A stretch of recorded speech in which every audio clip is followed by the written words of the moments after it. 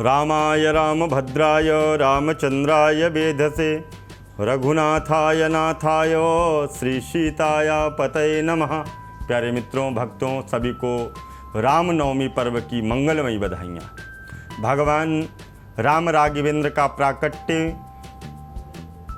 अयोध्या धाम में हुआ और अयोध्या धाम जो माँ सरयू के तट पर विद्यमान है, उस अयोध्या धाम की पवित्र माँ सरयू के तट पर जो कलरव करती हुई, निनाद करती हुई माँ सरयू प्रवाहित हो रही थी, उसी सरयू के तट पर महाराज दशरथ को एक बार ग्लानि हुई कि मेरे कोई संतान नहीं है। और संतान न होने की ग्लानि से महाराज दशरथ गए राजन के अर्थात अपने गुरुदेव के पास कि हे गुरुजी, मुझे ये बताइए मेरे संतान क्यों नहीं है। गुरु ने कहा कि राजन, धैर्य धारण करो, तुम्हारे एक नहीं, दो नहीं, तीन नहीं, चार संतान होंगी।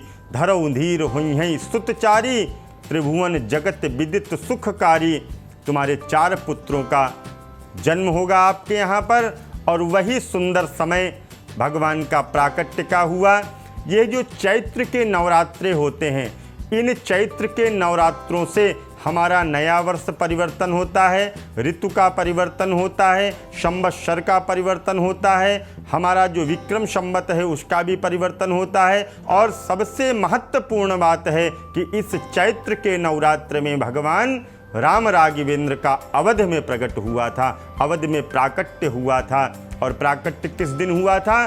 जिस दिन माँ भगवती दुर्गा की जो नवमी होती है, जिसको हम लोग दुर्गा नवमी बोलते हैं, उसी दुर्गा नवमी के दिन ठीक दोपहर के 12 बजे अभिजीत मुहूर्त में चैत्र शुक्ल पक्ष की नवमी तिथि के दिन भगवान सूर्यवंश में प्रकट हुए थे। सूर्यवंश में अर्थात यह जो दोपहर का समय है, भगवान सूर्य निकले हुए थे। और संत कहते हैं कि नवमी तिथि मधुमास पुनीता, शुक्ल पक्ष अभिजित हरिप्रीता, मध्य दिवस अरु शीत न घामा, पावन काल लोक विश्रामा। इसी नवमी के दिन भगवान प्रकट हुए थे और कौशल्या मैया के साथ भगवान चारों भुजाओं में शंख चक्र गदा पद्म लेकर के धारण हुए। कौशल्या मैया देख करके डर गईं। भगवान ने कहा, मैया डर क्यों गईं? बोले कि प्रभु आप छोटे से बालक बन जाइए। तब भगवान छोटे से बालक बन करके माँ की गोद में प्रकट हुए। ये नवमी तिथि है। और भगवान ने रावण का जो संहार किया था, जो दुष्टों का वध किया था भगवान ने, वो कब किया? बोले वो वध भगवान ने किया कुमार के जो नवरात्र आते हैं, उन कुमार के नवरात्रों की जो 10वीं होती है, उस दिन भगवान ने रावण का वध किया था।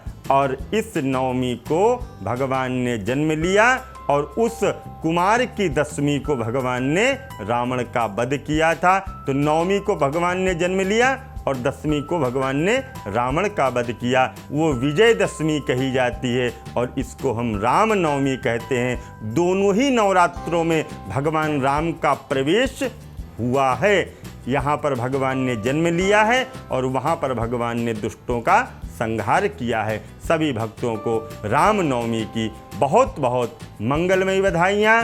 सभी को जय सिया राम, जय माता दी, जय माँ गंगे।